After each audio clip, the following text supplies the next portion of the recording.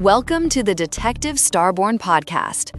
Hello, dear listeners. We're thrilled to have you back in the world of mysterious crimes and detective stories. Before we begin, we have a small request. If you enjoy what we do, please subscribe to our podcast and hit that like button. Your support really helps us grow and create even more interesting stories for you. Just a reminder, new episodes come out every single day, so make sure you don't miss out. We can't wait to share today's incredible case with you. Now, let's dive into today's story.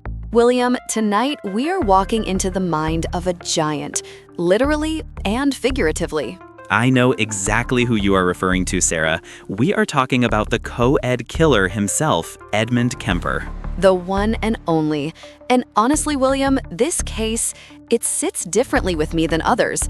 We cover a lot of dark psychology on this show, but Kemper, he is a walking paradox. He's 6'9", he has an IQ of 145, which is genius level by the way, and he was charming enough to earn the trust of police officers while having their victims' heads in his trunk. It is the ultimate mask, isn't it? Usually, when we think of serial killers, we think of the outcast, the socially inept, or the visibly disturbed. But Kemper used his intellect as a weapon just as much as he used his size. Exactly. And listeners, I want you to picture this. Imagine a man who is physically imposing, a beast of a man, as some described him, yet he speaks with this soft, articulate, almost professorial cadence. It's that cognitive dissonance that makes him so terrifying. He murdered 10 people, including his own family, and the way he analyzes his own crimes later, it's like a scientist dissecting a frog. It chills you to the bone, it really does. So, Sarah, where do we even begin with a story this massive? We have to start at the beginning. The nature versus nurture debate is never more relevant than it is with Ed Kemper. He was born Edmund Emil Kemper III in Burbank, California on December 18, 1948. And William, right out of the gate, he was an anomaly.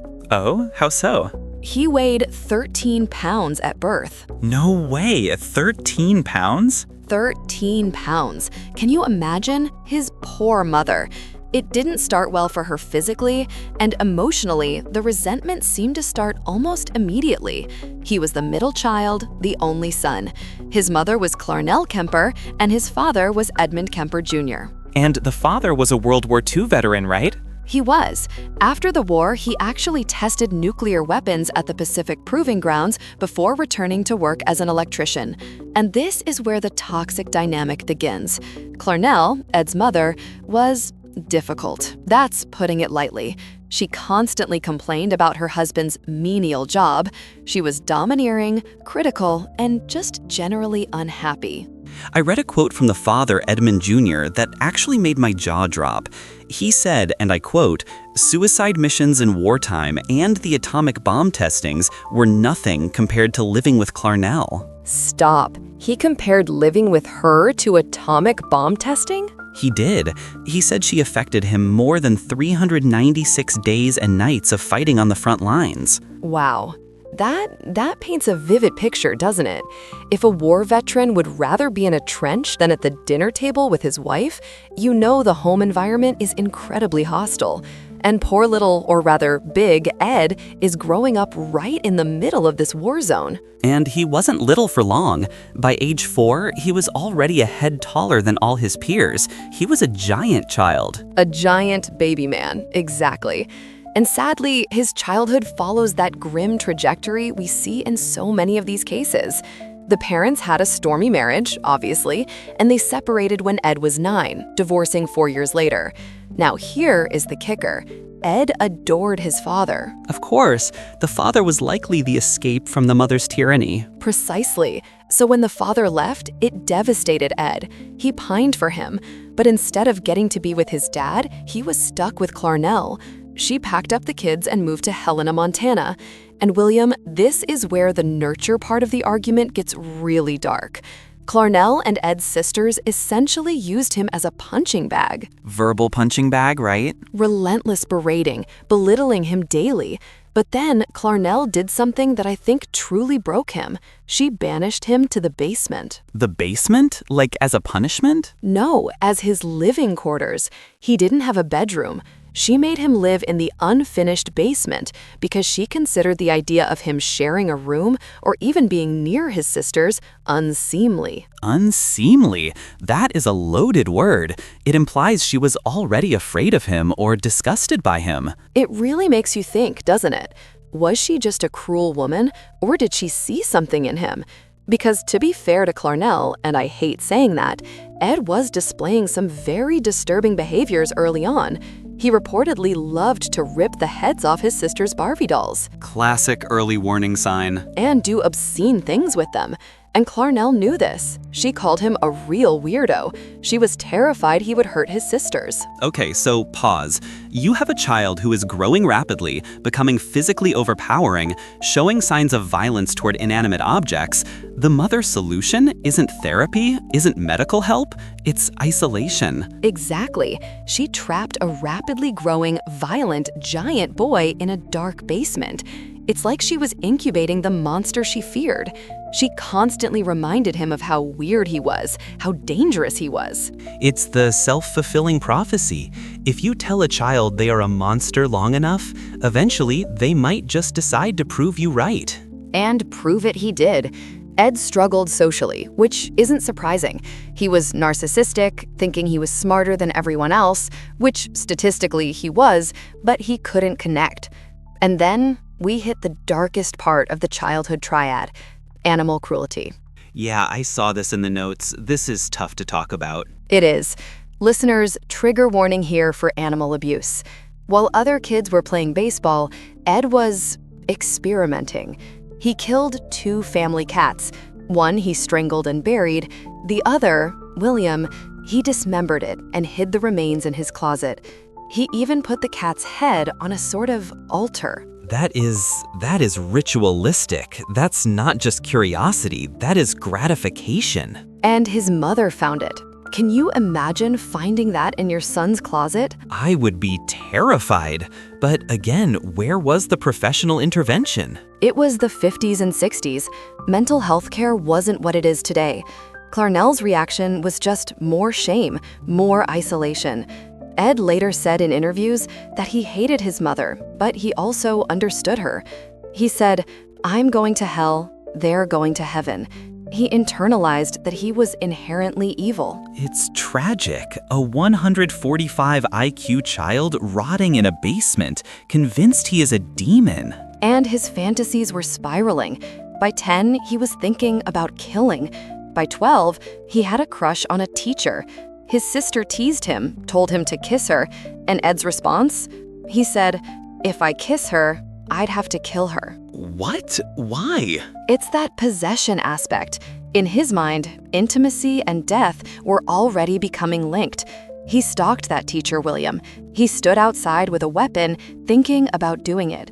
He didn't, thankfully, but the pressure was building. So he's in Montana, he's miserable, he's violent. Does he ever get away from Clarnell? He does, briefly. And this is another heartbreak. He gets shipped off to Los Angeles to live with his father and his new stepmother. Ed is ecstatic. He loves his dad. He thinks, finally, I'm saved. But reality didn't match the fantasy, did it? Not at all. His father and stepmother were just as intimidated by him as his mother was. Remember, he is huge. He is strange. He lacks social graces. They didn't know what to do with him.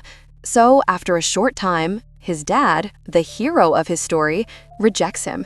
He ships him off to his grandparents' farm in North Fork, California. That has to be the breaking point. The one person he loved, the one person he thought loved him, basically said, "You're too much trouble, go away." It confirmed everything his mother said. He was unlovable, he was unwanted. So now it's 1964. He is living with his paternal grandparents, Edmund Sr. and Ma Kemper. And at first, it actually seems okay. Right, I read that he did well in school there. He did. His teachers at Sierra Joint Union High School said he was quiet, kept to himself, didn't cause trouble. He made average grades, though he could have done better, and seemed to stabilize. But then, the gift— Oh God, the grandfather giving him the rifle. a .22 caliber rifle. William, who gives a gun to a child with a history of dismembering cats? A grandfather who probably thinks, this boy needs discipline, he needs a hobby, he needs to be a man. It's a very traditional, rural mindset. Go shoot some gophers, son. And that's exactly what he did. He shot rabbits, gophers, and birds. Now, his grandmother, Ma, she loved birds. She explicitly told him, do not shoot the birds. But Ed, he did it anyway. It was a power play. And let's talk about the grandmother. She wasn't exactly warm and fuzzy either, was she? No, Ed described her as a nag and a bore. She was apparently very similar to his father, stern, maybe a bit senile or just particular. Tensions were mounting. Ed had been sent back to his mom for a summer. She rejected him after 2 weeks, and he came back to the farm darker, sullen. The rejection cycle is dizzying. Mom to dad, dad to grandparents, back to mom, rejected instantly, back to grandparents. He is a piece of luggage nobody wants to claim. A piece of luggage with a genius IQ and a rifle. A terrifying combination. So the fantasies return. He starts fantasizing about killing Ma. He would sit there and visualize shooting her. He even aimed the gun at her while she wasn't looking, just to see how it felt. That is chilling. Practicing. Ma sensed it too. She was scared. She started taking her husband's .45 pistol with her when she went out, afraid Ed would get it. She knew something was wrong behind those glasses. But she didn't send him away? Where would he go? No one else wanted him. So they were stuck in this standoff until August 27th, 1964. The day everything changed. Ed is sitting at the kitchen table with his grandmother. She's writing. She was an author of children's books, ironically. She looks up and sees Ed staring at her. That Kubrick stare. Head tilted, eyes dead. She tells him to stop. And he walks out. He picks up his rifle, whistles for his dog, and walks out. He tells her he's going to shoot gophers. Ma yells, "Don't shoot any birds." She goes back to her writing. And he didn't shoot a bird. No. Ed walks out, turns around, and looks at her through the screen door. She has her back to him. He raises the rifle, and he fires. Once in the head. She slumps forward. Then he shoots her again in the back. It didn't end there, though. No, and this is the part that shows the rage. She was already dead, William, but he dragged her body into the bedroom and he stabbed her with a kitchen knife. It was frenzy. It was years of hatred for his mother poured out onto his grandmother. And then he waited. He waited. His grandfather, Edmund Sr., was out buying groceries. Can you imagine the scene?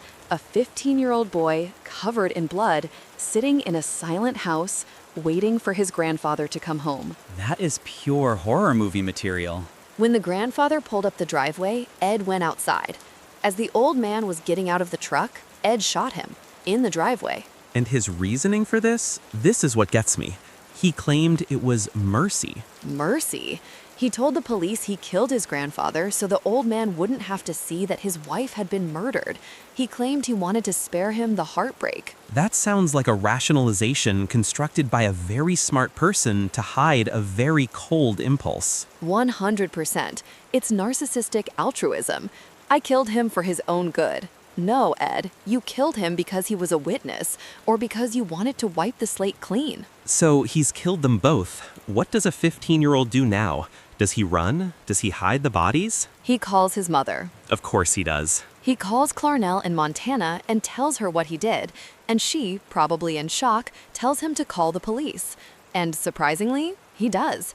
He calls the sheriff, waits on the porch, and surrenders. It's almost like he wanted to be stopped, or maybe he just wanted the credit. I think it was a bit of both. He wanted the attention. Finally, people had to look at Ed Kemper.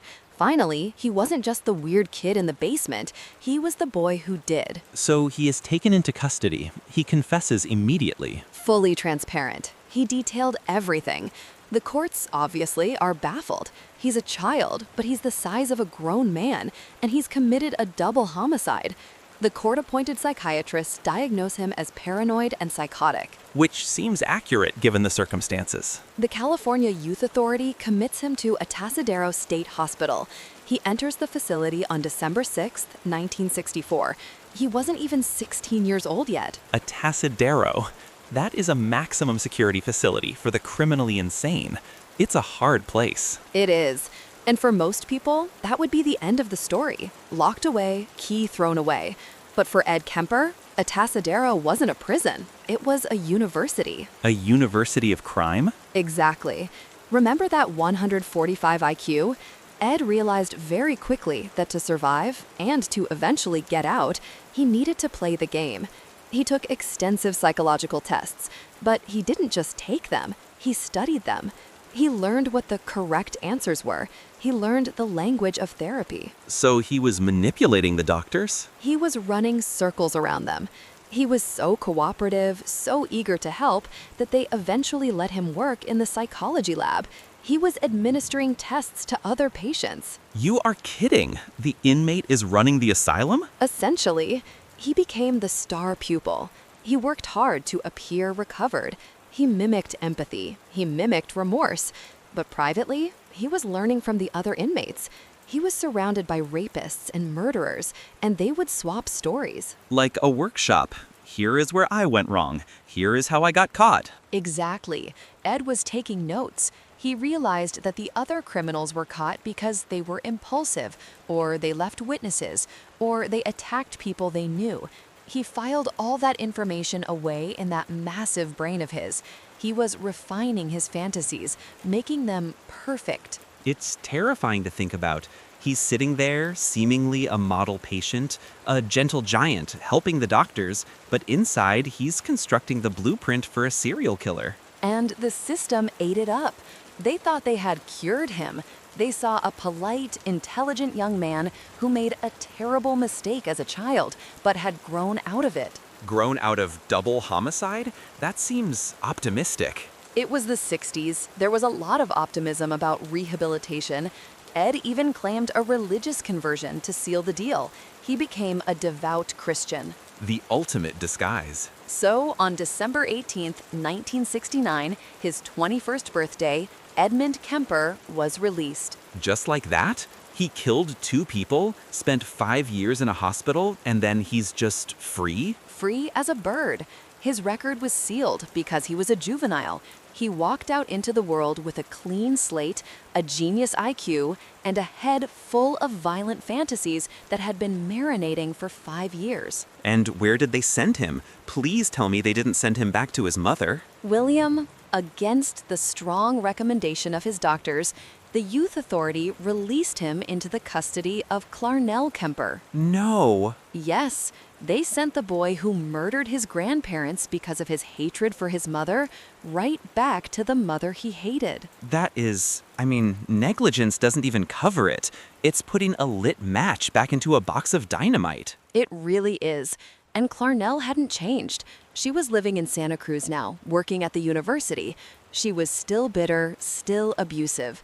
When Ed came back, the neighbors said the fights were instantaneous, screaming matches that shook the walls. But Ed is an adult now. He's 6'9", nearly 300 pounds. He isn't the little boy in the basement anymore. No, but psychologically, he is right back there. She belittled him, mocked him. He later said they fought about everything, even about whether he should get his teeth cleaned. She treated him like a child, but he was a ticking time bomb. So he's back in the pressure cooker. But he's trying to fit in, right? He gets a job? He does. He wanted to be a cop, William. That was his dream. A cop? With his history? Well, remember, his juvenile record was sealed, but he was rejected, not because of the murders, but because he was too tall. Too tall? There was a height maximum. He was too big for the squad cars.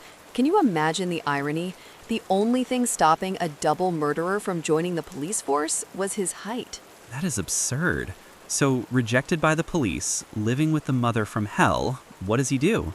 He starts cosplaying.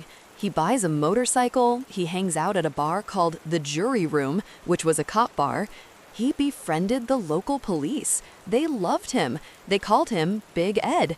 He bought the rounds, listened to their stories. He's literally infiltrating the group that is supposed to catch him. He's learning their tactics. He's learning shift changes. He's asking questions about evidence. And they just think he's a police buff, a harmless, gentle giant. It's the perfect cover. Big Ed wouldn't hurt a fly. He's practically one of us. Exactly. And then he gets a settlement from a motorcycle accident, about $15,000. And what does he buy? A new car, a 1969 Ford Galaxy. Which looks exactly like an unmarked police car. Precisely. And he didn't stop there. He equipped it with a police radio, antennas. He made it look official. And then, William, he started picking up hitchhikers. This is where the nightmare really begins. It starts slow. He doesn't kill them at first. He picks up these young college girls, Santa Cruz was full of them, and he just tests them. He drives them around, he sees if they trust him. He realizes that because he looks like a clean-cut, polite guy, maybe even a cop, they let their guard down. He is running simulations. He is. He said later he was looking for the right victim. He would drop them off safely, and they would thank him. Thanks for the ride, Big Ed. They had no idea they were sitting next to a man who was imagining their heads on a stick. God, that makes my skin crawl. It's the patience that gets me. He didn't rush. He waited until he was absolutely ready. He modified the car. He removed the inside door handle on the passenger side. The trap. Once you were in, you couldn't get out unless he let you out. And he packed a kill kit in the trunk. Guns, knives, plastic bags. He was ready. And the saddest part is, nobody saw it coming. Not his mother, not the cops he drank beer with, and certainly not the young women hitchhiking on the sunny roads of California. It really makes you rethink every interaction you've ever had with a stranger. You just never know what is behind the mask. You don't. And as we are about to see, once Ed Kemper decided to take that mask off, the monster underneath was worse than anyone could have imagined. But that is a discussion for, well, we are just getting started, aren't we? We are. It feels like the air just got heavier in here. It always does when you look into the abyss. And the abyss of Ed Kemper is very, very deep. You know, it's strange thinking about that grandmother. How so? Just sitting there writing children's books, creating these innocent worlds while her grandson is sitting 5 feet away plotting her murder. It's the ultimate contrast. Innocence and evil sharing a kitchen table. Makes you wonder what she was writing about in that moment. I wonder, perhaps a happy ending that she would never get to see. And that silence, it didn't last long, William. It was shattered in the most horrific way. Because as she turned back to her work, back to those proofs for her children's book, Ed stood up.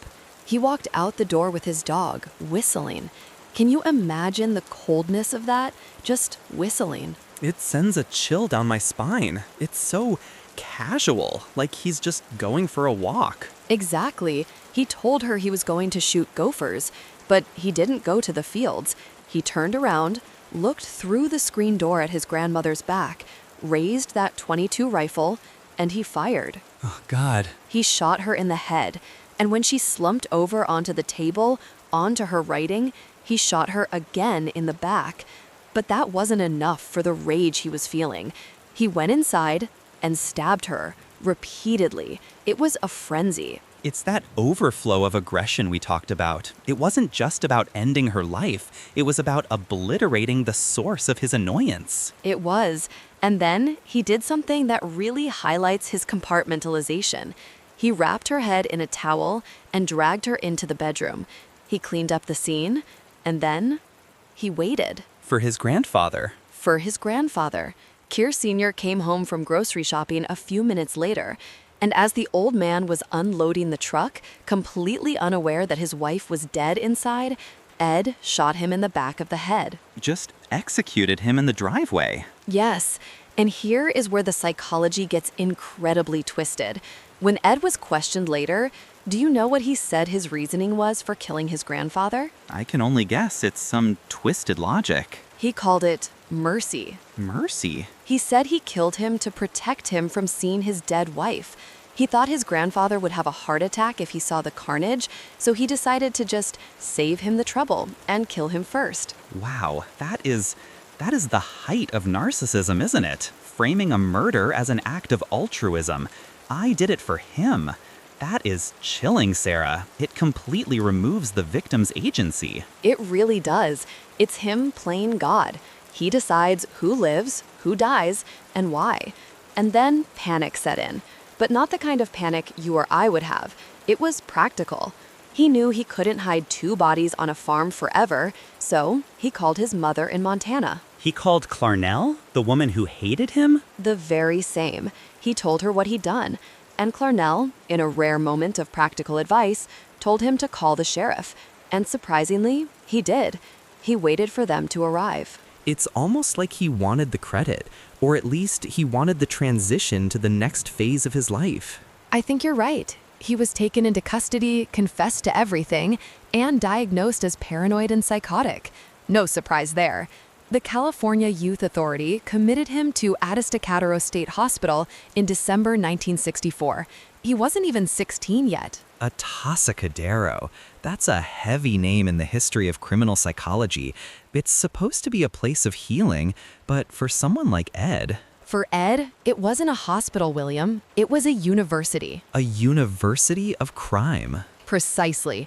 This is where the story shifts from a troubled teen narrative to a creating a monster narrative. Ed realized very quickly that he was smarter than the other patients. In fact, he was smarter than most of the doctors. With an IQ of 145, he would be running circles around them intellectually. And he did. He realized that to get out, he didn't actually have to be cured, whatever that means for someone like him. He just had to learn the language of recovery. He studied the doctors. He learned what they wanted to hear. He became the model patient. It's the ultimate manipulation. He's mirroring their expectations back at them. It worked so well that they actually gave him a job in the psychology lab. No way, you're kidding. I wish I was. He helped administer tests to other patients. Wait. They let a double murderer teenager administer psychological evaluations to other inmates? It sounds insane now, doesn't it? But he was so charming, so helpful, so rehabilitated. He took great pride in it. The doctors saw it as progress. Look at Ed, taking responsibility, helping others. But in reality, he was studying the tests. He was learning how the system categorized crazy so he could ensure he never tested that way again. He was learning how to beat the test by administering it. That is terrifyingly brilliant. It is. But he wasn't just learning from the doctors. He was learning from the other patients. Atascadero housed some very dangerous people, rapists, murderers, and they loved to swap war stories. And Ed was just a sponge, soaking it all up. He listened to the rapists talk about how they got caught. They made mistakes. They left fingerprints. They let victims see their faces. They attacked women they knew. So he's sitting there compiling a dossier of what not to do. Exactly. He filed it all away in that deep, dark basement of his mind. He realized that if he wanted to act on his fantasies, which were becoming more violent and sexual by the day, he had to be a ghost. No witnesses, no connections, total domination. It's like he was in a doctoral program for serial killing, and the state of California was footing the tuition bill. A chilling way to put it, but accurate. He even faked a religious conversion to sell the New Man Act, and the board bought it, hook, line, and sinker. On December 18, 1969, on his 21st birthday, Edmund Kemper was released into the world. Relieved? After killing his grandparents? 5 years? That's it? That's it. His record was sealed because he was a juvenile. He walked out a free man. But the world he walked into, it wasn't the world he left in 1964. Right, 1969. The summer of love was over, but the counterculture was in full swing. Hippies, anti-war protests, drugs. And here comes Ed. He's massive, 6'9", nearly 300 pounds. He's wearing serial killer glasses, has a neatly trimmed mustache, short hair. He's a total square. He hated the hippies. He saw them as dirty, beneath him. He identified with the authority figures, the police. He desperately wanted to be one of them. He actually applied to be a state trooper. Can you imagine Big Ed pulling you over? It's a nightmare scenario. But ironically, his size stopped him. He was too tall. There were height maximums back then for the police force. That seems so archaic now. You'd think they'd want a tank like him on the force. You would think, but he was rejected, and that rejection stung. So, what does a narcissist do when reality denies him his fantasy? He builds his own reality. He bought a motorcycle to feel like a cop. He started hanging out at a bar called the Jury Room. Let me guess, cop bar? Exclusively. It was where the Santa Cruz police hung out off-duty. And Ed, he just charmed his way in. He bought them rounds, he listened to their stories. They nicknamed him Big Ed. They loved him. It's so painful to hear. He's grooming the entire police department. He really was. He was learning their shifts, their patrol patterns, what they looked for in a suspect. He was befriending the very people who would later be hunting him. It's the ultimate camouflage. I can't be the killer. I'm having a beer with the lieutenant on Friday nights. It's hiding in plain sight. It's bold. It takes a lot of nerve. It does. But there was one massive, glaring problem in his new life. The doctors at Atascadero had one specific recommendation upon his release. Do not, under any circumstances, release him into the care of his mother. Because she was the trigger. She was the root of the trauma. Exactly. So, naturally, the youth authority sent him straight to Clarnell's house in Santa Cruz. Oh, come on. That is just, it's negligence. It was a disaster waiting to happen. Clarnell was now working at UC Santa Cruz. She was well liked by her colleagues, charming even. But at home, the monster came out. The arguments were legendary. Neighbors said they could hear them screaming through the walls. What were they fighting about? Everything. Nothing. Ed said later it was vicious. He felt like a little boy again, being belittled by this woman he towered over. She criticized his job, his lack of ambition, his social life. One famous fight was over whether he should get his teeth cleaned. It's about control. It's always about control. She needed to dominate him, even though he could snap her like a twig. And that pressure, it was building. He was working for the Division of Highways, living in this pressure cooker with his mother, fueling his dark fantasies and hanging out with cops. And then, fate handed him a dangerous tool. What happened? He got into a motorcycle accident. Actually, 2 of them. Neither was his fault. He sued and won a settlement of about $15,000. That's serious money in the early 70s. That's life-changing money for a guy his age. It was. And he used it to upgrade his cop cosplay. He went out and bought a brand new 1969 Ford Galaxy. Let me guess, 4-door, sensible sedan. It was the exact model and color commonly used by unmarked police cars. Of course it was. And he didn't stop there. He installed a 2-way police radio. He put up a whip antenna on the trunk. He had a spotlight. William, he was driving around in a fake police interceptor. That is terrifying. Because if you see that car slow down next to you, your instinct isn't to run, it's to trust it. It represents safety. Precisely. And that is exactly what he counted on. He started prowling the streets of Santa Cruz.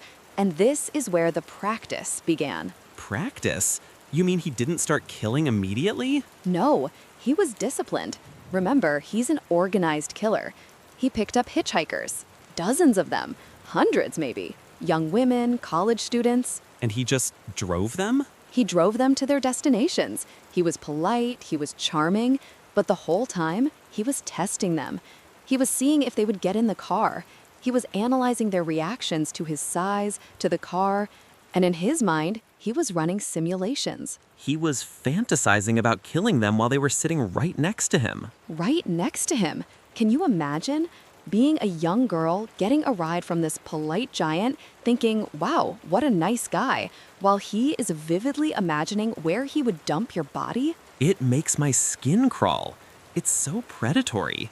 He's desensitizing himself to the act of abduction before he even commits the murder. Exactly. He called it dry runs. He realized how easy it was. These girls were trusting, they were vulnerable, and he realized that once they were in that car, they were in his world. The car is a capsule.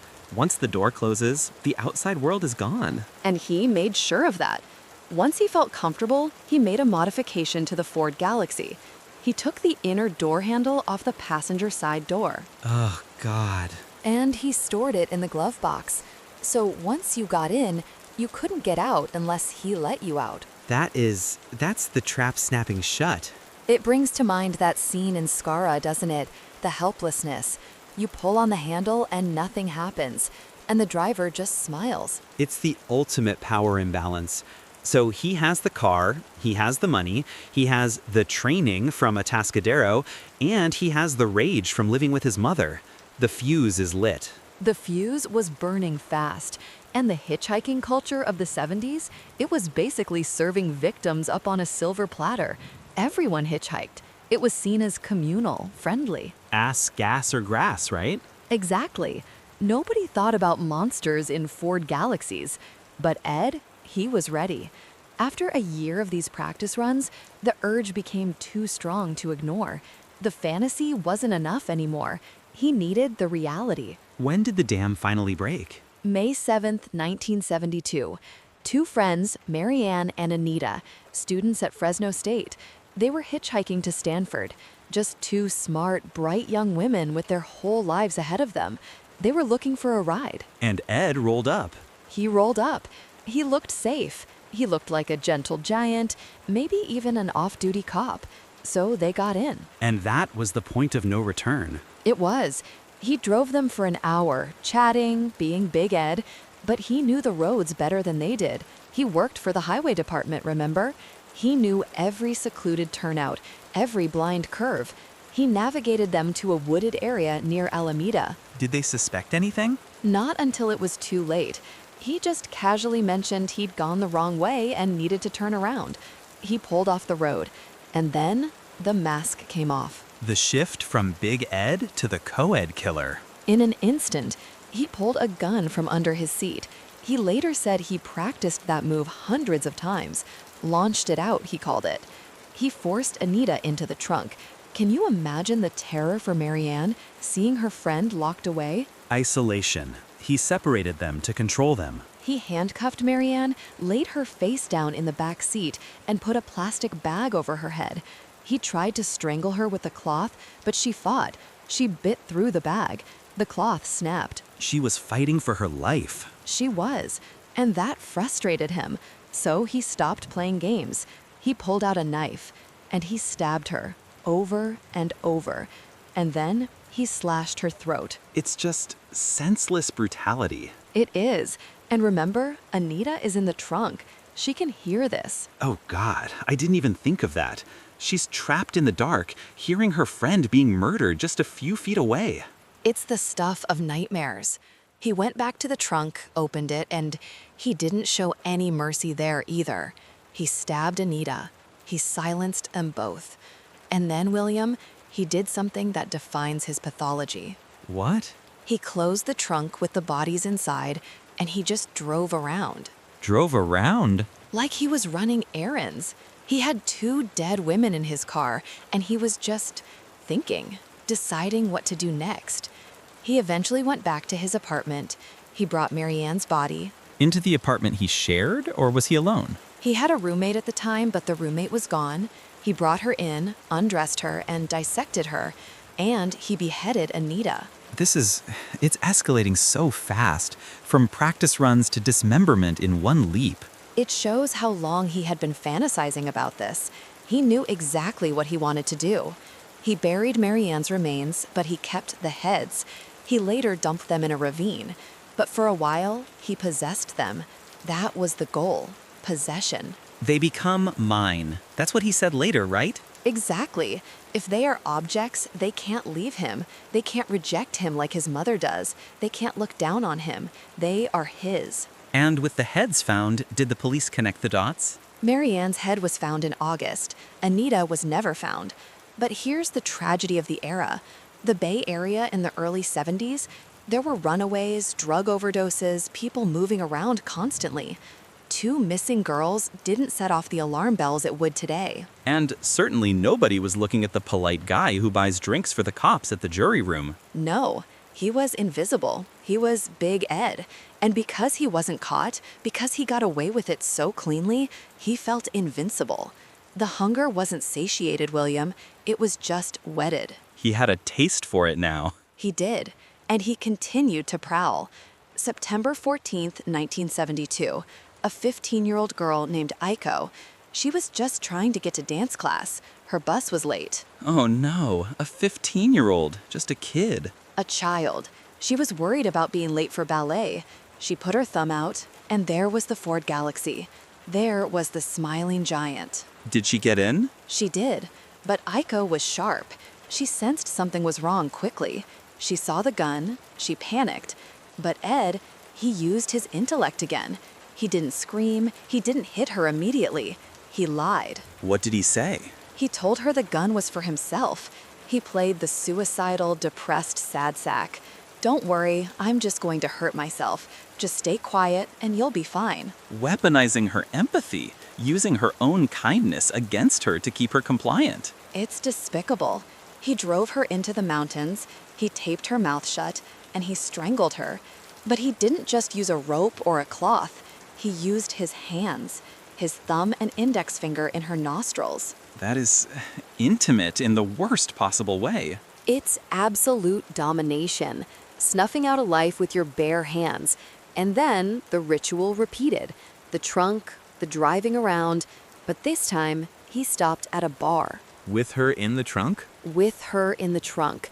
He stopped for a beer, but before he went in, he opened the trunk in the parking lot, in public. To check on her? To admire his catch. That's what he called it.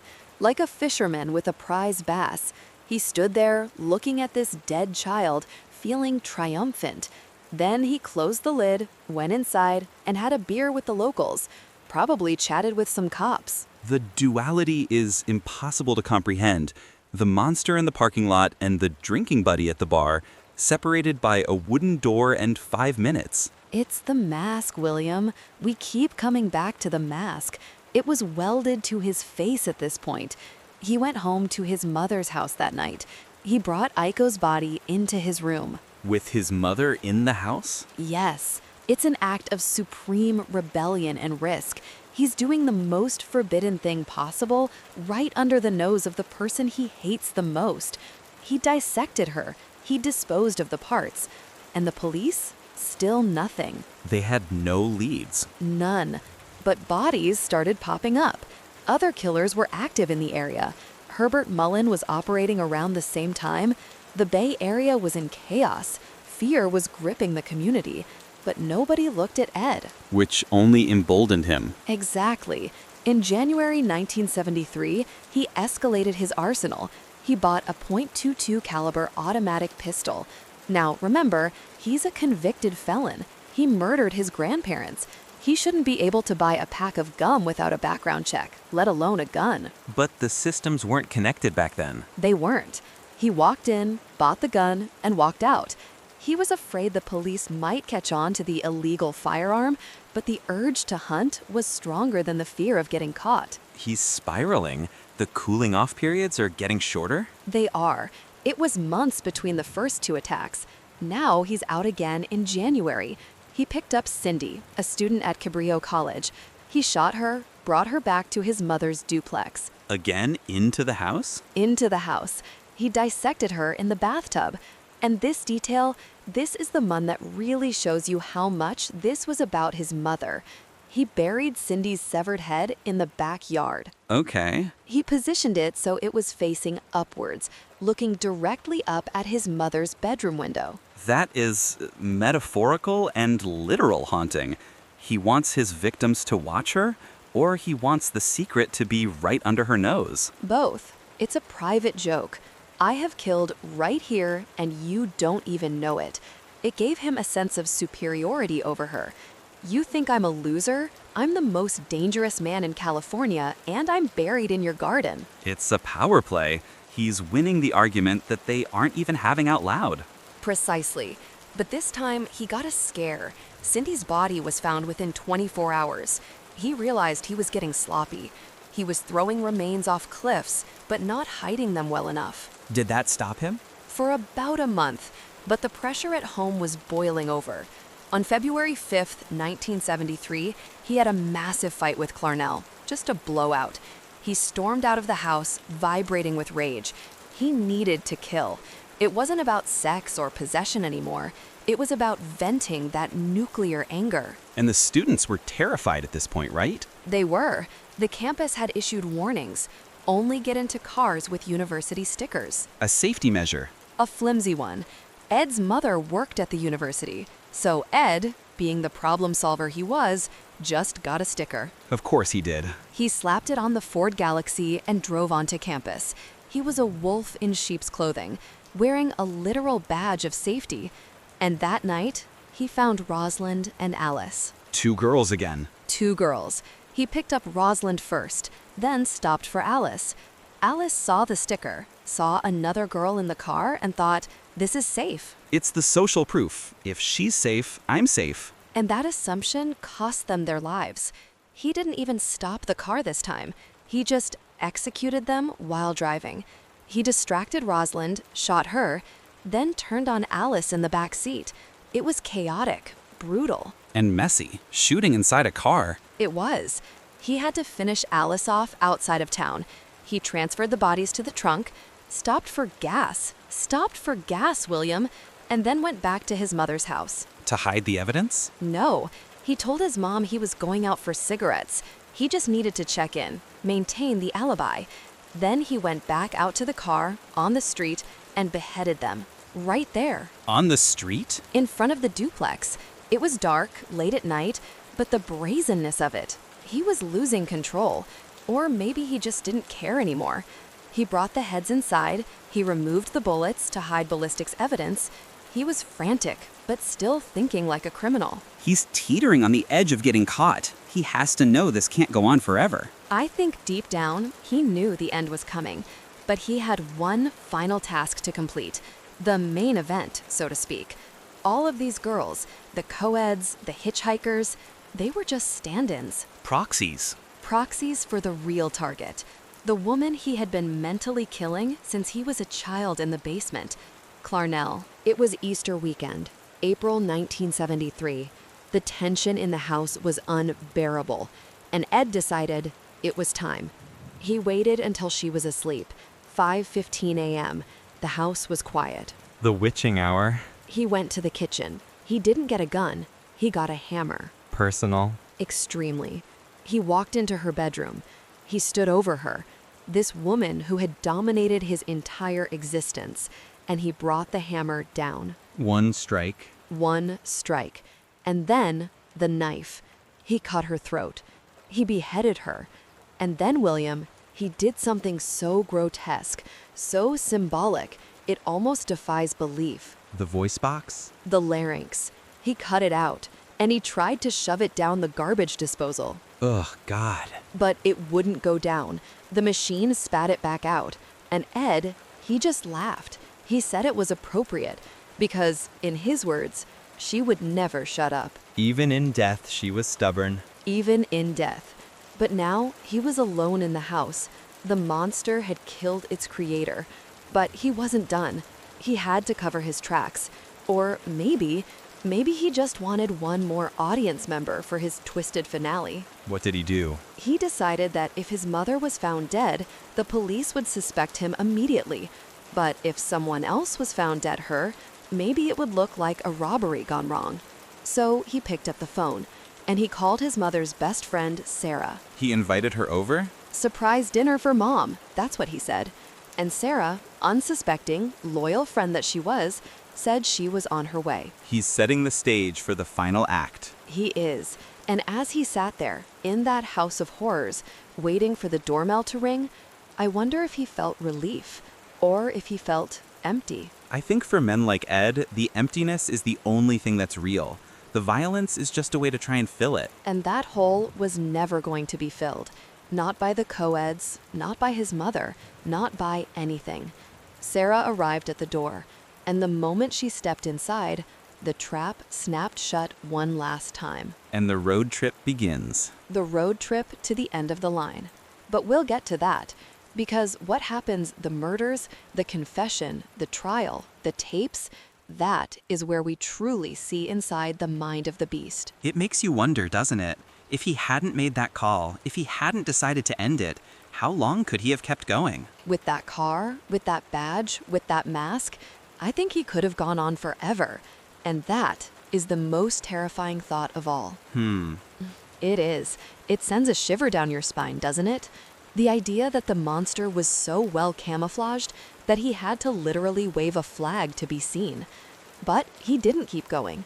On Easter Sunday morning, while families were waking up to hunt for eggs and go to church, Ed Kemper was waking up in a house that was essentially a tomb. A tomb he built. And he didn't just stay there. He didn't wait for the inevitable discovery. He initiated the endgame. Right. So picture this, William. It's early morning, the sun is coming up over Santa Cruz. The air is probably crisp, that coastal California mist burning off. And Ed, he steps out of that duplex. He leaves his mother's body in the closet, he leaves Sarah Hallett's body on the bed, and he gets into Sarah's car. Which is a bold move, don't you think? Taking the victim's car? Incredibly bold. Or maybe just desperate? No, I don't think it was desperation. I think it was pragmatism mixed with arrogance. His own car, the Galaxy, the one he used for the co-ed murders, was too recognizable. He knew that. But Sarah's car? That's a ghost car. For a few hours at least, it buys him invisibility. But the clock is ticking the moment he turns that key. He knows people are going to miss Sarah. He knows people are going to miss his mother. He drives east. He just drives. Can you imagine the headspace, William? 18 hours of driving, just you, the hum of the engine, and the memory of what you just did. That's a long time to sit with your own thoughts, especially when your thoughts are populated by the things Ed's were. But here's the interesting thing about that drive. He wasn't fleeing in a panic. He wasn't speeding recklessly, eyes darting to the rearview mirror every 2 seconds. He was cruising. He was waiting. Exactly. He was waiting. He had the radio on, scanning the frequencies. And what was he looking for, Sarah? He was looking for the news. He wanted to hear it. Local maniac, butcher's mother and friend. He wanted the breaking news alert. He wanted the fame. It's the narcissist's dilemma, isn't it? You commit the crime of the century, in your own mind at least, and the world just keeps turning. The radio plays classic rock. The newsreaders talk about the weather or Vietnam. Nobody is talking about Ed Kemper. God, that must have infuriated him. Oh, absolutely. I think that silence was more painful to him than any guilt he might have felt. In fact, I doubt he felt guilt at all. But the silence? That was an insult. It meant he didn't matter. Even after killing the person who defined his entire existence, his mother, he still didn't matter to the world. It's so twisted. It's like a child throwing a tantrum because nobody is watching them break their toys. Except the toys are human beings. Precisely. And that silence is what I think forced his hand. He drives for hours. He realizes that Sarah's car is a liability, so he switches it out. Right. He stops, rents another car. He tells the attendant Sarah's car needs repairs. So calm, so calculated. He's not a man on the run. He's a man on a business trip. A business trip to hell. He rents a new car to sever the tie to the crime scene, physically at least. But emotionally, he's still tethered to that duplex in Aptos. He keeps driving east. He crosses state lines. Nevada, Utah. The landscape changes from the lush coast to the desert to the mountains. And still, silence on the radio. Still silence. So he gets to Colorado, Pueblo, Colorado. Why there? Do you think he had a destination in mind? I don't think so. I think Pueblo was just where the exhaustion and the realization finally hit him. The realization that he could disappear. He could have kept driving Sarah. He could have started a new life in the Midwest or the East Coast. He had the intelligence to do it. That is terrifying. He could have become a drifter. Or worse, started over. Found a new mother figure to hate. Found new co-eds. But he didn't want a new life. He wanted credit for the old one. He wanted the world to know what he had done. He wanted to win. And in the mind of an organized serial killer like Kemper, winning isn't getting away with it. Winning is controlling the narrative. Control. It always comes back to control with him. Always. If the police catch him, they win. If he disappears, nobody knows he's the Grandmaster. But if he turns himself in, if he calls them and says, "Come and get me," then he is the one pulling the strings. He dictates the terms of his own surrender. He becomes the author of the final chapter. Wow, I never thought about it like that. It's like he's directing his own movie. He is. And he's the star, the villain, and the director. So he pulls into Pueblo. He finds a phone booth. Can you picture it? 1973. A lonely phone booth in the middle of nowhere, basically. He has a pocket full of change. And who does he call? He calls the Santa Cruz Police Department, his buddies, the guys he drank beers with at the jury room. The irony is thick enough to cut with a knife.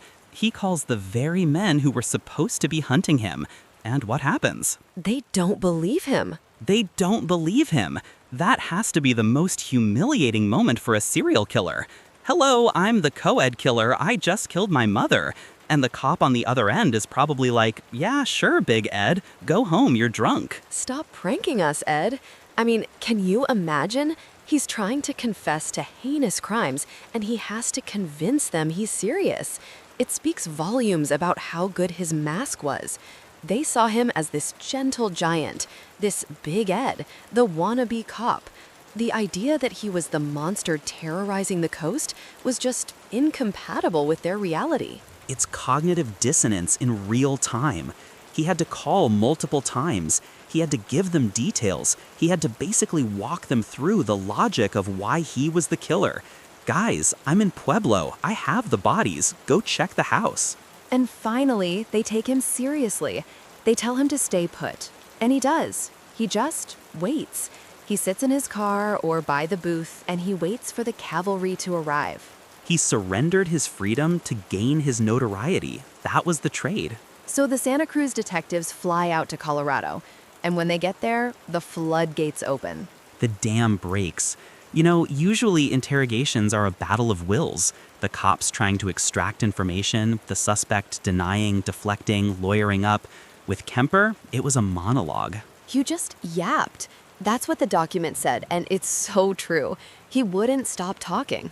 He was starving for an audience, Sarah. For years, literally since he was a teenager in that hospital, he had been hiding this shadow self. He had to be two people, the polite, intelligent young man and the hunter. That takes a tremendous amount of psychic energy to maintain. It must be exhausting. Incredibly. And suddenly, in that interrogation room in Pueblo, he could merge the two. He could finally show them, "Look at me. Look at how smart I am. Look at what I did right under your noses." He wasn't confessing out of remorse. He was bragging. It really feels like he was giving a lecture, like he was the professor and the detectives were his students. That's exactly the dynamic he wanted. He walked them through everything, the coads, the methodology, the disposal sites, and then the grandparents. Oh God, yeah. He brought up the grandparents again. Which just proves the continuity of it all. To him, it's all one long story of his life. And then he details the murders of the last few days. His mother, Sarah. And the details he gave William, they weren't just facts, they were graphic. He wanted to shock them. Shock value is a form of power. If I can make a seasoned homicide detective vomit or look away, I have power over him. Kemper thrived on that. He told them about the heads. He told them about the sexual acts. He left nothing to the imagination. It brings us back to that quote from the document. I supposed I was standing there looking, admiring my catch like a fisherman. He viewed these women and his own mother as trophies. Objects, pure and simple. Dehumanization is a prerequisite for what he did. You can't do that to a human being you empathize with. You have to turn them into things. Dolls, as he put it with his sister's Barbies. Catches. Spirit wives. Spirit wife. That phrase gives me chills every time I hear it. It's so possessive. It's the ultimate possession. If they are alive, they have free will. They can reject him. They can leave. They can mock him like his mother did. But if they are dead, if they are spirit wives, they are his forever. They can never leave. They can never laugh at him. It's pathetic. It's deeply, deeply pathetic. It is. It's the logic of a weak, small man in a giant's body. So he confesses to everything. He gives them so much evidence that his own lawyer, this poor public defender, James Jackson, basically has nothing to work with. Your Honor, my client would like to plead, well, he already told you he did it, how he did it, and that he enjoyed it, so... Right? What do you even do with that? The only card left to play was the insanity defense. Which, to be fair, to a layperson, sounds reasonable. You cut off your mother's head and scream at it? That sounds insane. It sounds bonkers. But in the eyes of the law, and in the eyes of forensic psychology, insanity has a very specific definition. It's not just doing crazy things. It's about whether you understood the nature of your actions, and whether you knew right from wrong. And Ed knew. Oh, he knew. He knew better than anyone. He spent his whole life studying the rules so he could break them. The prosecution brought in Dr. Joel Fort, and this is where the intellectual chess match really gets interesting. Because Kemper thought he could outsmart the shrinks. He did it at Atascadero. He thought he could do it again. But Dr. Fort wasn't buying it. No, Dr. Fort saw right through the poor, misunderstood giant act. He saw the calculation. He saw the sadism. He interviewed Kemper and got him to reveal things that even the police hadn't fully grasped. The cannibalism aspect. Ugh, I forgot about that part. The eating of the flesh. It's the final step of consumption, taking the victim into yourself. It's primal, and Dr. Fort used that. He argued that Kemper wasn't paranoid or schizophrenic, he was just evil. Or, in clinical terms, a sexual sadist with antisocial personality disorder. He knew exactly what he was doing. He planned it, he hid it, he enjoyed it. And he did things to cover his tracks. An insane person doesn't rent a backup car. An insane person doesn't wipe down fingerprints or bury heads facing the mother's window to, well, actually, that part is crazy. Crazy, but symbolic. Burying the head to look up at her? That's hatred. That's a message. That's not a hallucination. That's a statement. God, so the trial, it wasn't much of a trial, was it? 3 weeks, which is incredibly short for a capital murder case with 8 victims being discussed. The defense tried to parade witnesses, his sister, the old doctors from the mental hospital, to say, look, he's sick. But the prosecutor just dismantled them. And Ed didn't help his own case. He took the stand. Of course he did. He couldn't resist the stage. He literally got up there and told the jury, I wanted them to be mine. That was the only way they could be mine. He sealed his own fate. He did, and I think part of him wanted the conviction. He wanted the label. He wanted to be certified as this monster. There's a strange pride in it. And then there was that suicide attempt during the trial, slashing his wrists with a pen. Performative, pure theater. You think? Oh, absolutely.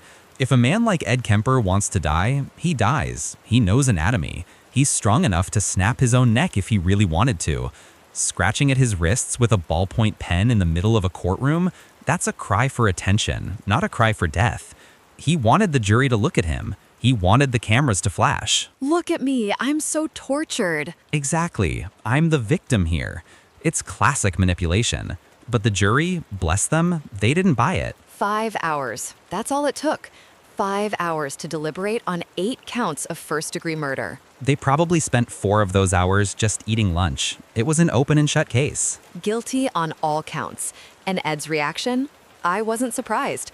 Society isn't ready for me yet. Society isn't ready. As if he's some visionary artist ahead of his time. It's so delusional. But he was right about one thing. They weren't going to take a chance on him. Not again. The system failed once when they let him out of Atascadero. They weren't going to make that mistake twice. Thank God for that. So he gets sent to the California medical facility at Vacaville and eventually Folsom. Maximum security. And that should be the end of the story, right?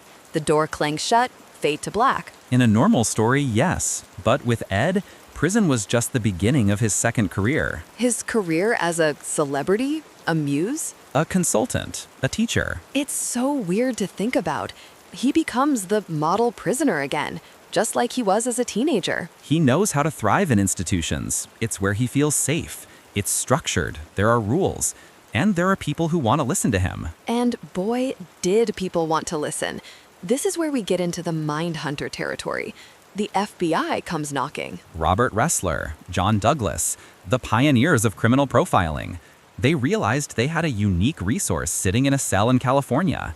A highly intelligent, articulate serial killer who was more than happy to explain he did what he did. It's fascinating, but it also makes me feel icky. Like we're giving him exactly what he wanted. He wanted to be important. And now the FBI is flying in to interview him like he's an expert witness. It is a moral gray area, for sure. But the information he provided, Sarah, it changed law enforcement. He explained the cooling off periods. He explained the selection of victims. He explained how he tricked them into the car. He broke down the psychology of a predator from the inside. The hunter searching for his prey. Exactly. He taught them that these guys aren't just drifters or drooling madmen. They can be the charming guy in the suit, the guy with the glasses who looks like a giant teddy bear. He taught them about the mask of sanity. That's the scariest part, the mask. And he loved playing that role with the FBI. You've seen the tapes, haven't you? Oh, God, yes. He's sitting there, usually smoking a cigarette or drinking coffee, and he's just so calm. He talks about decapitation the way you or I would talk about doing laundry. It's chilling. There's no affect, no emotion, just data. And then, every once in a while, the mask slips. Or maybe he lifts it on purpose, just to remind you who you're sitting with. Like that interview, the one the document mentioned, the one where he tells the reporter what she have asked. You haven't asked the question I expected. It makes my skin crawl. What's it like to see a pretty girl walking down the street? One side of me says, wow, what an attractive chick. I'd like to talk to her, date her. And the other side says, I wonder what her head would look like on a stick. ugh, it's pure evil. It's the clearest window into a psychopath's mind I've ever heard. The duality, the normal human desire for connection, warring with this absolute, monstrous desire for destruction. And notice how he phrases it. One side of me, the other side of me. He still separates it. But the head on a stick side, that's the real Ed. The dating side, that was just the costume. And that quote, it's iconic now. American Psycho used it. It's in pop culture. He got his wish, didn't he? He's famous. He is. He's the boogeyman. But unlike the boogeyman, he's real. And he's still in there. It makes you wonder what his life is like now. Just sitting in a cell, rotting away. He's old now. He's had strokes. He's in a wheelchair, I believe. The giant has fallen. But his mind, I bet his mind is still replaying those tapes, still visiting his spirit wives. That is a haunting thought, that he's trapped in there with them. Or maybe they're trapped in there with him. I think that's exactly how he wants it. You know, William, throughout this whole story, the thing that keeps coming back to me is the intelligence, a 145 IQ. He could have been anything. He could have been a scientist, a doctor. Hell, he could have been a real cop if he wasn't so huge. Intelligence is a tool, Sarah, like a hammer. You can use a hammer to build a house, or you can use it to, well, do what Ed did. Intelligence doesn't equal morality. In fact, in his case, his intelligence just made him a more efficient predator. It allowed him to rationalize his hatred. It allowed him to build better traps. It's a tragedy, a waste of human potential, obviously, but mostly a tragedy for those 10 people, his grandparents, the 6 co-eds, his mother, Sarah Hallett. Lives extinguished because one man couldn't handle his own emptiness. And because a system failed to see the danger when it was staring them in the face. He's just a gentle giant. He plays with the cops. He wouldn't hurt a fly. Famous last words. It really forces us to look at how we judge people. We judge on appearance, we judge on demeanor, we assume that monsters look like monsters. But sometimes, They look like the guy picking you up for a ride to college. don't hitchhike. Never. But you know, there's one more layer to this onion we haven't fully peeled back yet. We've talked about the crimes, the confession, the psychology. But we need to talk about the legacy, not just the profiling, but the cultural impact. Why are we so obsessed with Kemper? That is the million-dollar question. Is it the size, the IQ, or is it the mother? Oh, it's definitely the mother. The mother is the key to the whole lock. Clarmel, the woman who launched 1,000 nightmares. We touched on her in the beginning, but looking back at the whole spree, every single murder was just a rehearsal for her, wasn't it? I think so. The co-eds were surrogates, stand-ins. Every time he killed a young student, he was killing the part of himself that wanted his mother's approval, or killing the type of woman she was or wasn't. It's complex. It's Freudian as hell. It's a textbook case study. If Freud were alive, he'd have a field day with Ed Kemper. The Oedipal complex gone nuclear. But he killed her. He finally did it. And then he stopped. He stopped. That's the part that gets me. Most serial killers stop because they get caught, or they die, or they get too old. Ed stopped because he finished his mission. Which implies a level of self-awareness that is almost harder to accept than the madness. It implies he had a checklist, and once Clarnell was crossed off, the hunger dissipated. Or maybe the hunger didn't dissipate. Maybe he just knew he couldn't top it. That's a possibility. How do you follow the main event? You don't. You take a bow, you call the cops, you go to prison and become the Oracle of Death. It's a disturbing kind of logic, but it holds up. William, I'm looking at the transcript again, at the way he describes the end, the way he talks about the police coming to get him in Pueblo. He almost sounds relieved. Relief or exhaustion? Maybe both. He said, the game is over. The game. It was always a game to him. And he won. In his twisted way, he won. He's the most famous inmate in California. He outlived them all. He's still winning, in a sense. We're sitting here talking about him, aren't we? Yeah, we are. And thousands of people are listening. Which brings us back to us. Why do we listen? Why do we want to know the details of the heads and the hands and the horror? I think it's because we want to understand. We want to believe that if we understand the monster, we can see him coming next time. Knowledge as a shield. Exactly. If I know what Ed Kemper looks like, maybe I won't get in the car. But Ed Kemper looked like a friend. That's the paradox. Yeah, that's the paradox. So, we have the confession, we have the conviction, we have the aftermath, but there's still something nagging at me. Something about those tapes. Which part? The voice. Have you ever really listened to the oomph of his voice? It's soothing, almost. Yes, it's a soft, baritone, NPR radio voice. It's not the voice of a killer. It's the voice of a narrator. And that's what makes the audio tapes so dangerous. You find yourself lulled into listening to him. You start to not empathize, but align with his perspective because he sounds so rational. It's hypnotic. It's a siren song. He lures you in with the intellect, and then he bludgeons you with the violence, just like he did with the co-eds. He lured them in with the safety of the car, and then snap. It really makes you question the nature of trust. Who do we trust, and why? We trust markers of authority, badges, stickers on cars, glasses, polite manners. Ed had all of them. He hacked the social contract. Hacked the social contract. That is terrifyingly accurate.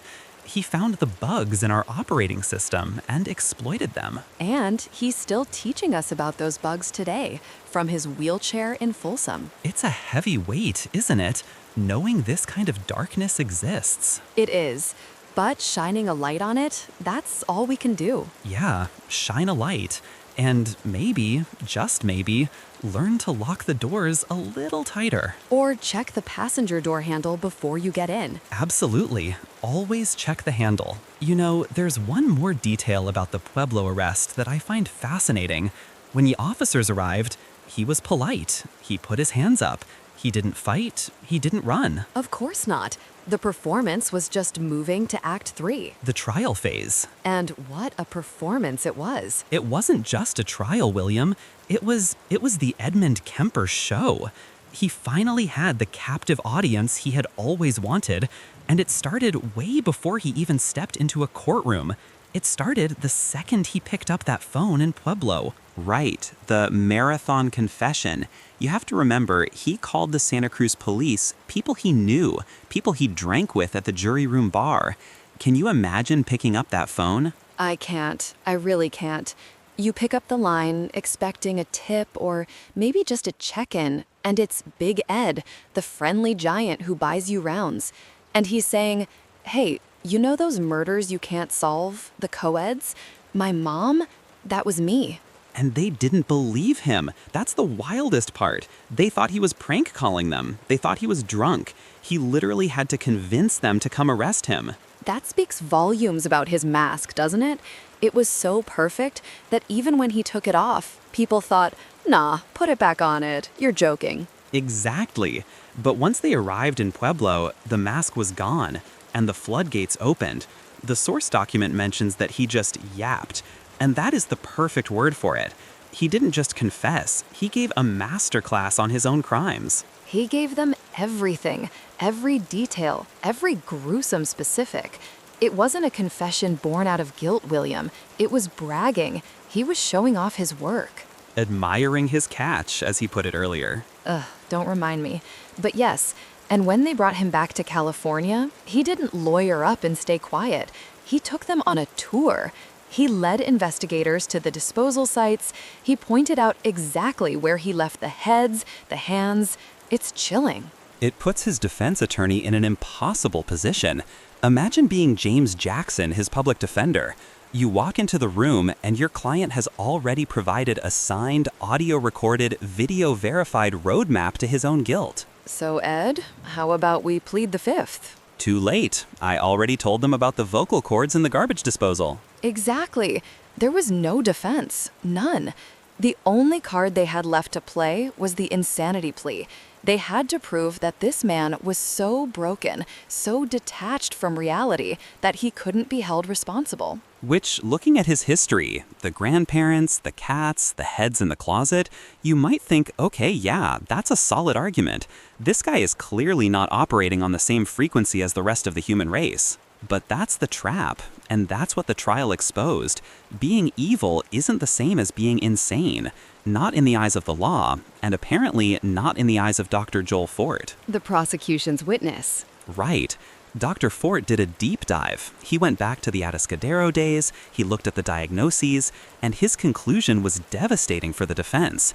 He said Ed wasn't a paranoid schizophrenic. He wasn't hallucinating. He wasn't hearing voices telling him to kill. He was just obsessed. Obsessed with violence, obsessed with attention.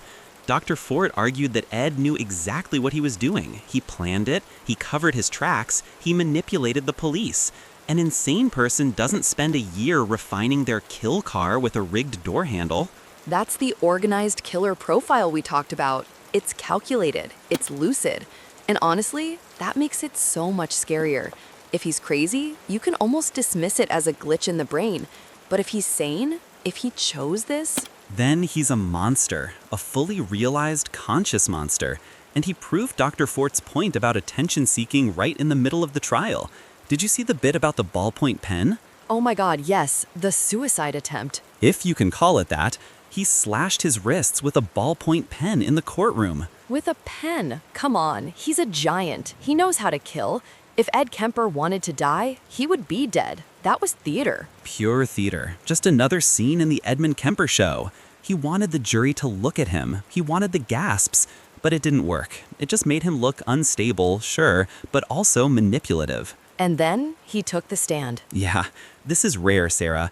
Most serial killers, they hide during the trial. They let the lawyers do the talking.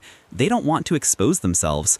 But Ed wanted the microphone. And the things he said. I mean, we've covered some dark stuff on this show, William. We really have. But hearing his internal logic, hearing he did it, it makes my skin crawl. It's the spirit wives comment that gets me. Spirit wives. He told the jury, specifically regarding the co-eds, when they were being killed, there wasn't anything going on in my mind except that they were going to be mine. Mine. Possession. Ultimate possession. And he didn't stop there.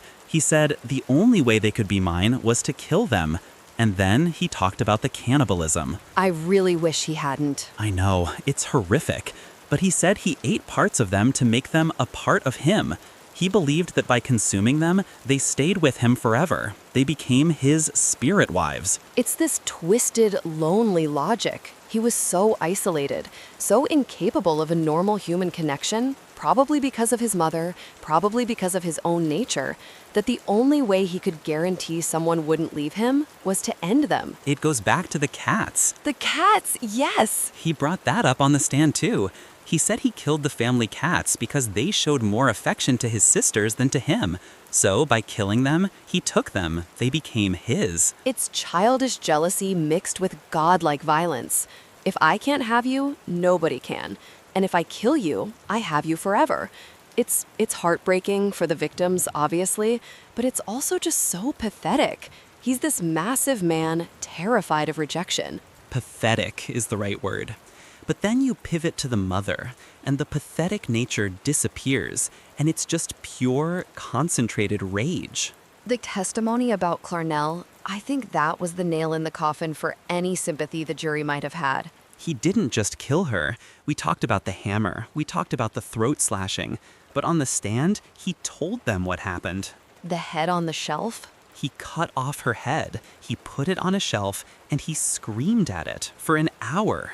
Can you imagine the visual? A 6'9" man, covered in blood, screaming at his mother's severed head on a mantelpiece, throwing darts at it? And then smashing the face in. He told the court, I humiliated her corpse. That's not insanity in the legal sense. That is hatred. That is decades of, you're not good enough, Ed. You're a monster, Ed. You belong in the basement, Ed. And he finally just exploded. It's the ultimate tantrum, but with a body count. And I think that specific detail, the screaming at the head, it shows that killing her didn't fix it. That's the tragedy of it, isn't it? He killed her to silence the voice, but he still had to scream at her even when she was dead. She was still in his head. She's probably still in his head today. Absolutely. The jury saw all of this. They saw the suicide attempt, they heard the spirit wives theory, they heard about the darts and the screaming, and they didn't buy the insanity plea for a second. How long did they deliberate? 5 hours. 5 hours for 8 murders? That is lightning fast. It's basically just enough time to grab lunch and sign the paperwork. They knew. Guilty on all counts. First-degree murder.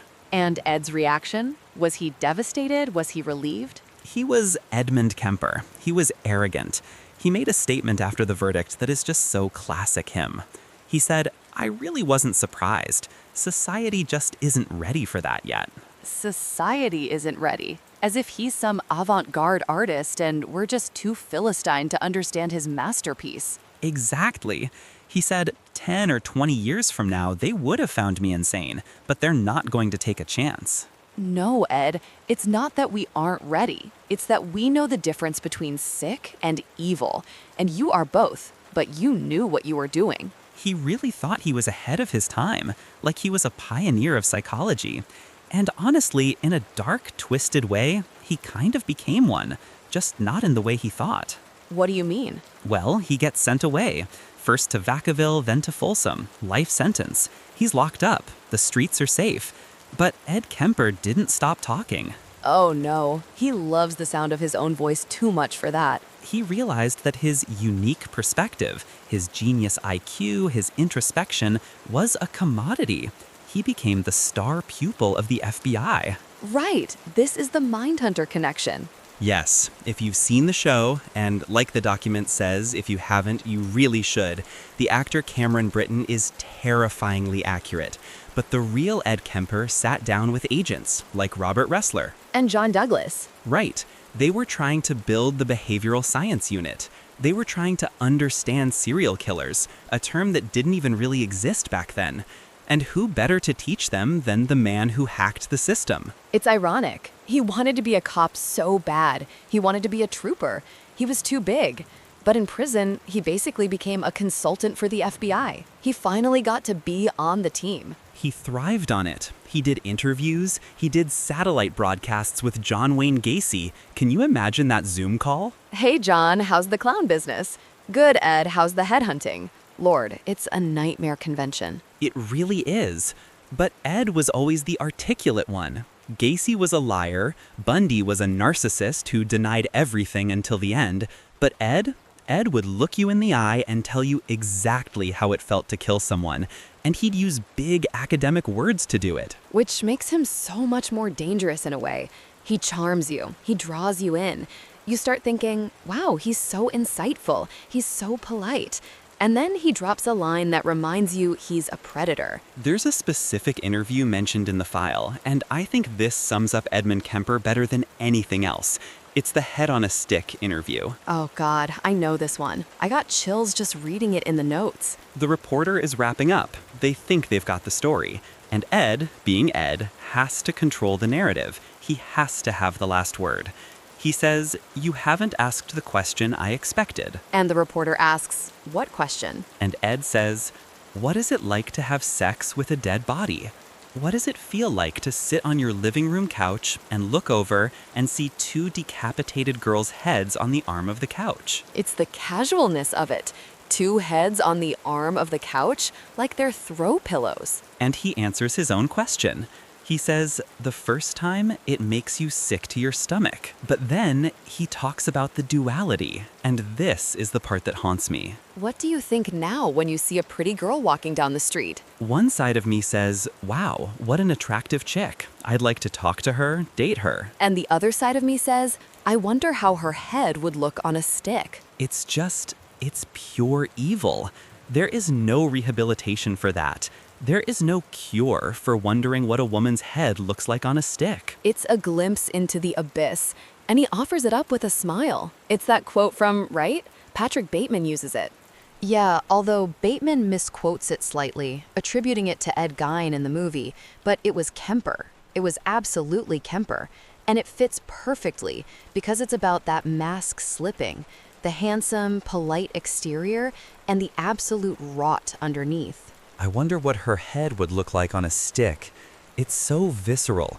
It reduces a human being, a complex, living, breathing woman, to a trophy, to an object. And that's what all of this was about for him, objects. His mother was an object of rage. The co-eds were objects of desire and possession. The grandparents were what? Objects of convenience? Practice. They were practice targets. It really makes you question the nature of empathy. Like, was he born without it, or did Clarnell beat it out of him? The age-old nature versus nurture debate. The document mentions he seems to have garnered a lot of psychological insight into his crimes. He knows he did it. He can explain the Oedipal complex, the rage, the rejection. But knowing didn't stop him. If anything, knowing seemed to help him do it better. He used his intelligence to weaponize his trauma. He treats his own life like a case study. Even in prison, he's cooperative. He's the model inmate. He runs the scheduling for the other prisoners. He makes ceramic cups for the guards. He makes cups? He's a master of ceramics in prison. He reads books for the blind. He's recorded hundreds of audiobooks. Wait, really? Edmund Kemper recorded audiobooks? Yeah. If you were blind in the 80s and you ordered an audiobook of, say, Emma, there is a non-zero chance that the calm, soothing voice reading to you was a serial killer who decapitated his mother. That is profoundly disturbing. Imagine listening to that voice, trusting it, being soothed by it, and having no idea what those hands had done. It's the ultimate camouflage, hiding in plain sight, even behind bars. He wants to be useful. He wants to be validated. He wants to be good Ed. But bad Ed is always there, the guy who wonders about the head on a stick. Do you think he's really better now? I mean, he's old, he's in a wheelchair, right? He is. He's had strokes, he's in poor health. He's not physically a threat anymore. But mentally, the document says he takes great pride in his status. He believes that if he hadn't turned himself in, he would still be out there. That is the scariest thought of all, because he's probably right. The police had nothing. Nothing. He was invisible.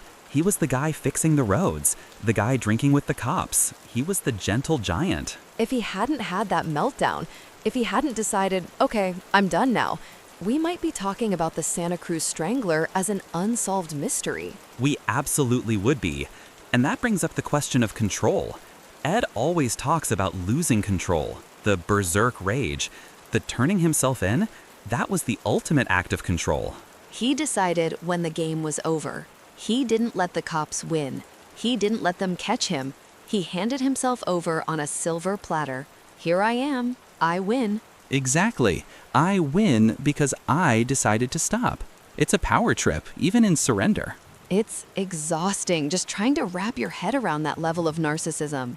It is, but it's also a lesson, a really hard lesson. About what? About what we look for. We look for the creepy guy in the van. We look for the monster under the bed. We don't look for the polite, intelligent young man with the university parking sticker on his car. That sticker, I still can't get over that. It was such a small detail, but it worked so well. It was a passport to trust. I'm one of you. I belong here. And that's the terror of Edmund Kemper. He one of us, until he wasn't. You know, looking back at the trial, one thing stands out to me. The jury. Those 12 people had to sit there and listen to him describe the disposal of the bodies, the sexual acts, the cooking. Cooking? The cannibalism. He alluded to cooking flesh. Okay, wow, yeah. You imagine going home to your family after a day of hearing that. How was your day, honey? Well, I looked into the eyes of the devil today. I don't think you ever really recover from that. It stains you, just like reading about it stains us a little bit. It does, but we look at it so we can recognize it. Shine a light, like we said. Right. Even if the light reveals something we really, really don't want to see, like a head on a stick. Okay, William, I think that's enough nightmare fuel for this specific segment. My brain needs a shower. Fair enough. It is a lot to process. The transition from Big Ed, the cop's friend, to the co-ed killer it's abrupt and it's violent. And yet, he lived both lives simultaneously for so long. He did. And in the next part, we really need to dig into what that double life meant for the people studying him.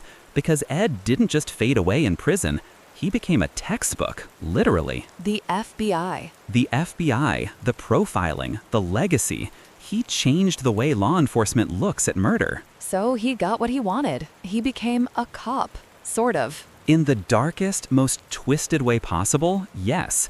He became the ultimate teacher for the cops. That is incredibly unsettling. It is, but it's the reality. Ed Kemper is still teaching us, even from his wheelchair, even from Folsom. Well, I guess we'd better be ready to take notes for the final chapter then. Absolutely. Because if you think the murders were the only shocking part of this story, wait until you hear how he manipulated the FBI.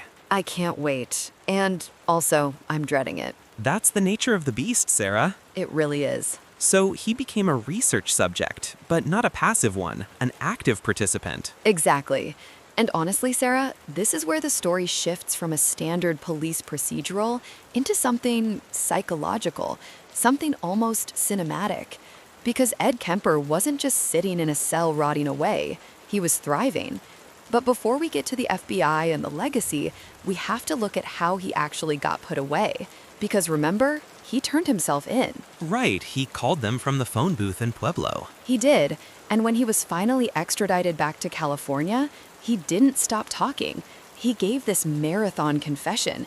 He detailed everything, the locations, the methods, the dissecting. God. It was so thorough that he basically destroyed his own defense before the trial even started. His court-appointed public defender, a guy named James Jackson, had absolutely nothing to work with. I mean, what do you do when your client has given the police an itemized list of his atrocities? You plead insanity. That was the only card left on the table. Jackson had to argue that Ed was paranoid, psychotic, completely detached from reality. But Ed didn't want that. He didn't want to be seen as insane? No, his narcissism wouldn't allow it. Ed wanted credit. He wanted people to know exactly how smart and calculated he was. So, during the trial, while his lawyer is trying to save his life by painting him as a madman, Ed is practically working with the prosecution to prove he knew exactly what he was doing. That is wild. He was sabotaging his own lawyer? Completely. The prosecution brought in a witness, Dr. Joel Fort, and Dr. Fort did a massive amount of damage to the insanity defense. He'd interviewed Ed, he'd looked at the history going back to the grandparents' murder, and his conclusion was simple. Ed Kemper isn't a paranoid schizophrenic. He's a sexual sadist. He's obsessed with violence and he craves attention. Attention? That was the key driver. In fact, during the trial, Ed pulled a stunt just to get eyes on him. He tried to slash his wrists with a ballpoint pen in the courtroom. A ballpoint pen? Yeah, it was futile, obviously, but it was performative. It was a look at me moment. But despite the theatrics, the testimony against him was damning. He took the stand himself, Sarah, and the things he said, if the jury had any doubts, Ed cleared them up. What did he say? He talked about the co-eds. He said, and I'm quoting here, "They were distant, not sharing with me. I was trying to establish a relationship, and there was no relationship there." He said the only way they could be his was to kill them. Possession. Total possession. It gets worse. He referred to them as his spirit wives. Oh no. He said, "I still have their spirits. I still have them." And then he admitted to the cannibalism. He said he ate parts of them to make them a part of me. William, I genuinely feel sick. That is beyond comprehension. It is. And he wasn't shy about the mother either. He told the court that killing Clarnell with the hammer wasn't enough. He said he put her head on a shelf and screamed at it for an hour. He threw darts at it. He smashed her face in. He said, "I humiliated her corpse." He was taking out a lifetime of rage on remains. Precisely. So after hearing all of that from the killer's own mouth, the jury didn't need much time. They deliberated for only 5 hours. I'm surprised it took them that long. Guilty on all 8 counts of first-degree murder. And this is where we get a glimpse of Ed's arrogance again. When the verdict came down, he told the press, "I really wasn't surprised. There was just no way they could find me insane. Society just isn't ready for that yet." Society isn't ready? Like he's some kind of visionary? Like he's evolved beyond us, like we just can't comprehend his complex mind. He said 10 or 20 years from now they would have found me insane, but they're not going to take a chance. Wow. Well, thankfully, society didn't take a chance. No. He was sent to the California Medical Facility at Vacaville and later to Folsom State Prison. He's serving life. And Sarah, he is still alive. He is? As of this recording, yes. He is an old man in a wheelchair, locked away. But this brings us back to what we teased at the start of the episode. Prison wasn't the end of Ed Kemper. In a way, it was his second act. The FBI. The FBI. In the late 70s and early 80s, the Bureau was just starting to develop criminal profiling, the behavioral science unit. They wanted to understand why serial killers do what they do so they could catch active ones. But most killers wouldn't talk. They were sullen, uncooperative, or just incoherent. But not Ed. Not Ed. Big Ed loved to yap. He loved the attention.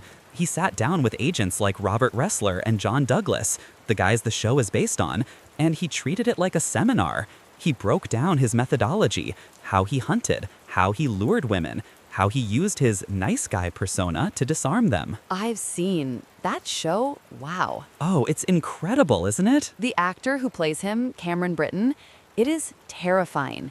He's so polite. That's the thing. That's what makes Kemper the scariest of them all to me. In the show and in real life, he's intelligent, he's articulate, he's self-aware. He offers them coffee. He asks about their lives. If you closed your eyes, you'd think you were listening to a professor or a librarian. And then he casually describes severing a head. It's the dissonance. It's that gap between his demeanor and his actions. Exactly. He gave the FBI the blueprint. He explained that he wasn't just killing for the sake of killing, he was fulfilling a fantasy. He explained the organized versus disorganized killer traits. He helped them understand that a killer could look like a giant friendly teddy bear and have a dungeon in his trunk. He was proud of it. Immensely. He viewed himself as a colleague to the FBI. In his mind, he was almost a law enforcement officer again. He was helping. That is so twisted. He's helping them catch people like him while simultaneously bragging about being the best at it. There was an interview he did, I think it was later, maybe the 80s or early 90s, and this, to me, is the quintessential Ed Kemper moment. It sums up the horror of his existence. Is this the quote I think it is? I think it is. The interviewer was wrapping up, and Ed looked at him, probably looking down, given his height, and said, "You haven't asked the question I expected a reporter to ask." And the reporter asked for an example? Yeah. Ed said, "Oh, what is it like to have sex with a dead body? What does it feel like to sit on your living room couch and look over and see 2 decapitated girls' heads on the arm of the couch?" Jesus. He said, "The first time it makes you sick to your stomach." And then he dropped the hammer. He said, "What do you think now when you see a pretty girl walking down the street? One side of me says, wow, what an attractive chick. I'd like to talk to her, date her.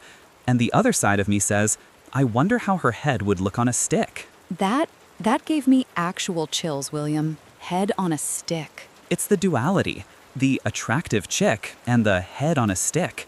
It's the struggle, or maybe not even a struggle, just the coexistence of the human and the monster. It's funny you mention that because I feel like I've heard a version of that quote in a movie. You have. Yes, Patrick Bateman. Patrick Bateman, the fictional serial killer, quotes Ed Kemper. Well, he misquotes him slightly, but the sentiment is there. It's that moment where pop culture tries to understand the depth of depravity, and they look to Ed Kemper for the script. It really highlights how ingrained he became in our nightmares. He's the boogeyman, but he's a real person. And he played with that image. Even in prison, he was Big Ed. He narrated audiobooks for the blind. No way. He narrated audiobooks? Hundreds of them. He was a highly requested voice actor for the Blind Project at the prison. Can you imagine? You're listening to a cozy mystery or a textbook, and the voice soothing you belongs to a man who decapitated his own mother. The irony is suffocating. It really makes you think, doesn't it? About who we trust, about the masks people wear. Ed Kemper wasn't hiding in the shadows. He was at the bar with the cops. He was picking up hitchhikers who saw a university sticker and thought they were safe. That's the part that haunts me. The sticker. Yeah. Just because someone has a sticker or a nice car or they speak politely, it doesn't mean you're safe. And that brings us to the most disturbing realization of this entire case. The thing that keeps me up at night regarding Ed Kemper. What's that? He stopped because wanted to. Oh, you're right. The police didn't catch him. They didn't have a clue. He drove past the police station. He drank with them. When he called from Pueblo to confess, they thought it was a prank. They didn't believe him. So if he hadn't made that call? If he hadn't decided he was done, if he hadn't felt that the murder of his mother was the grand finale, he could have kept going. He was smart enough, he was careful enough, and he was charming enough. He could have come back to Santa Cruz or moved to another state and continued hunting. That is terrifying. The only reason he's in prison is because he got bored or felt finished. Exactly.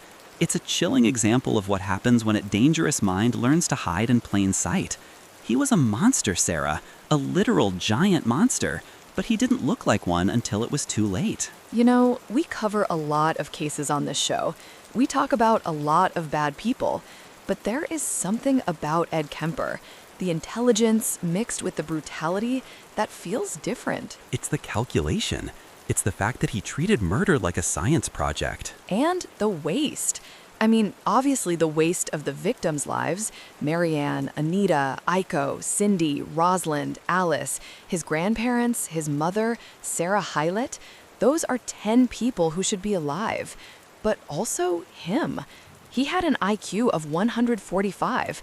He could have been anything. He could have been a scientist, a real teacher, a doctor. Instead, he chose to be this. He chose to be a nightmare, and that's his legacy. Not the co-ed killer, not the friendly giant, just a nightmare that taught us that sometimes the monster is the guy buying you a beer. Well, I think I'm going to be looking over my shoulder a little more carefully for a while. I don't blame you. And to our listeners, please, the document said it, and I'm going to say it again.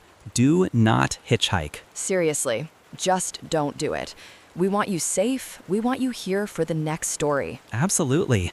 Well, that brings us to the end of another story from Detective Starborn. We hope today's episode was interesting and captivating for you. Just a reminder, new podcasts come out every single day, so don't miss out. Tomorrow, a new incredible story awaits you. If you haven't subscribed to our channel yet, now's the perfect time. And don't forget to hit that like button if you enjoyed this episode. We'll be waiting for you in the next Detective Starborn podcast. See you tomorrow. Bye-bye.